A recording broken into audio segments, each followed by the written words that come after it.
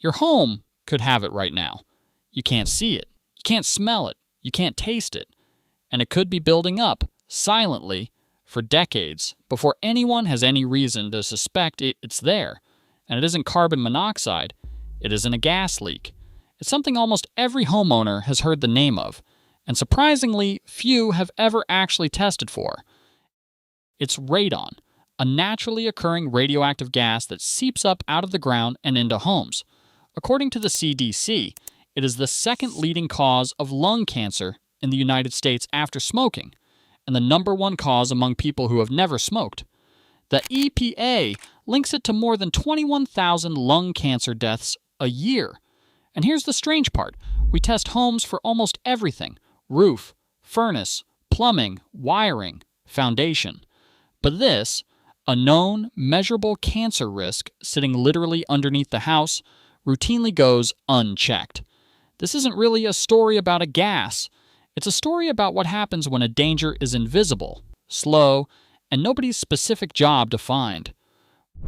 Radon is a radioactive gas produced by the natural breakdown of uranium in soil and rock, and that uranium is in the ground almost everywhere, and as it decays, it releases radon, which works its way up through the soil and into the first enclosed space it finds.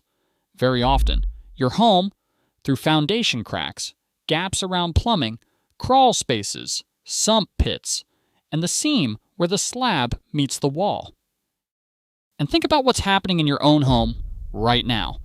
Every time your furnace kicks on, every time your dryer vents air outside, every time warm air rises and slips out through your attic, your house has to pull replacement air in from somewhere, and some of it comes up through the foundation, from the soil underneath, along with whatever is in that soil, including radon.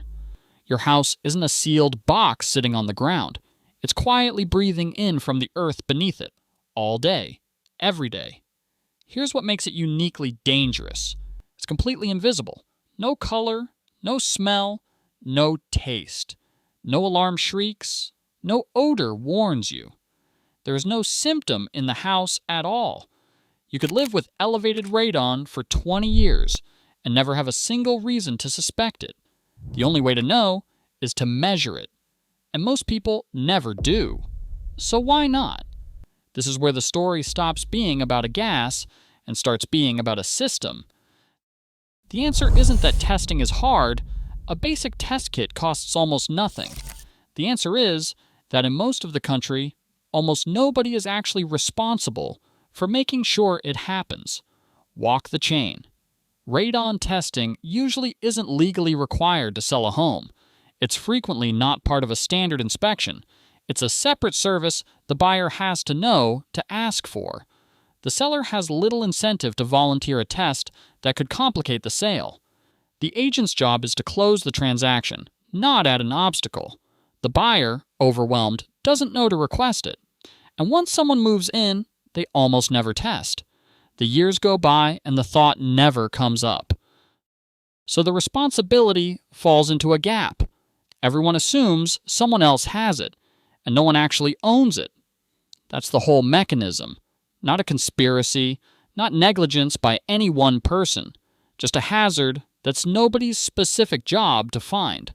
A danger that is everyone's problem in general becomes no one's responsibility in particular. And what isn't anyone's job, quietly, doesn't get done. Published studies that have tried to measure how many Americans test their homes put the figure low. Estimates range from a few percent up to, at best, around a third, depending on the survey. Whichever end is closer, the conclusion is the same. Most homes never get tested. Here's the part that turns this into a true quality rot story, because the thing making it worse is something we did on purpose, for good reasons. Over the last few decades, we've built and retrofitted homes to be dramatically more energy efficient. Tighter envelopes, better insulation, sealed windows, weather-stripped doors, spray-foamed crawl spaces. All excellent for your energy bill.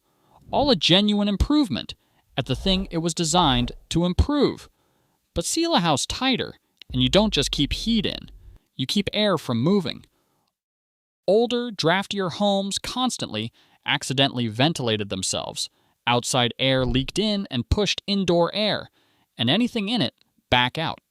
A tightly sealed modern home loses that free ventilation, so the same amount of radon coming up from the soil now accumulates to higher concentrations. It gets worse. Tighter homes intensify the stack effect. Warm air escaping up top creates a vacuum below that pulls even more soil gas up through the foundation. A large study of hundreds of thousands of homes found certain energy efficiency upgrades associated with meaningfully higher indoor radon. This is the pattern this channel keeps finding. Solve one problem, energy waste, and if no one's watching the whole system, quietly worsen another. The efficiency was real. The trapped gas was the unmeasured side effect. Now the part that matters most, and the reason this isn't meant to scare you.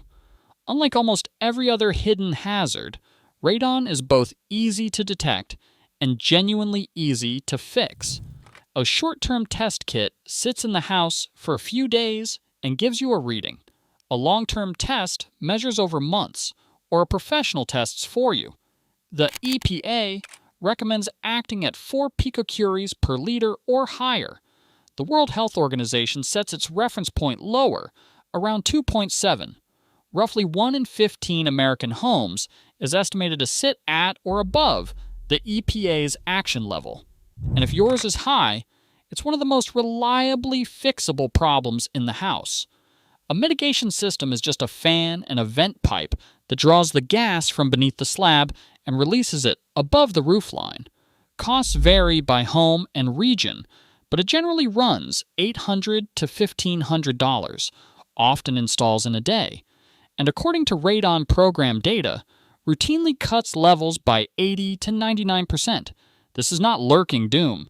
It's a measurable number and a same-day fix. The only genuinely dangerous part is not knowing. Which brings us to the real hazard, the one that is not the gas at all. It is the assumptions people make instead of testing. My neighbor tested and they were fine, but radon comes from the geology under your foundation, and 2 houses on the same street can differ dramatically. My house is new. Radon depends on the soil, not the age, and a tighter new home can trap it more. My inspection would have caught it. Usually not. It is a separate service you have to request. I would notice if something were wrong. That is the most dangerous assumption, because it is the exact one radon is built to defeat. By the time radon produces a symptom, it is not in the house. It is in a person, years later, as lung cancer. On one honest, important piece of context, radon's risk is dramatically amplified by smoking. The two together are far more dangerous than either alone, with a smoker in a high radon home facing many times the risk a non-smoker does. That is not a reason to dismiss it. Radon is still the leading cause of lung cancer for people who have never smoked. It just means the danger is real, specific, and worth knowing precisely, which, again, only a test can tell you. So step back, because this was never really a story about a gas. It is about what happens to a danger with no obvious symptom, no immediate warning, and no single person whose job is to find it. People focus on what they can see: the leak, the crack, the furnace that quit. Those announce themselves, so they get fixed. But the most serious risks in a home sometimes make no announcement at all. And in a system where testing is not required, is not standard, and is not anyone's duty, the invisible risk falls through the cracks. Not because it is unfixable, because no incentive ever points anyone at it. That's the quiet pattern behind so much of what this channel examines. It is not always that something is broken. Sometimes it is that no one is looking, because the system was never built to reward looking. The appliance fails past the warranty because nobody was rewarded for making it last. The house meets minimum code because nobody was rewarded for exceeding it. And the radon goes untested because it is nobody's job to check, because the most dangerous thing about radon was never that it is invisible. It is that invisible problems are the easiest ones for everyone to assume someone else has already checked.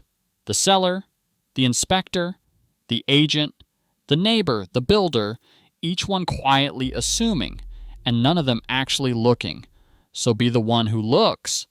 Sometimes protecting your home is not about repairing what's broken. It is about measuring what nobody else bothered to measure.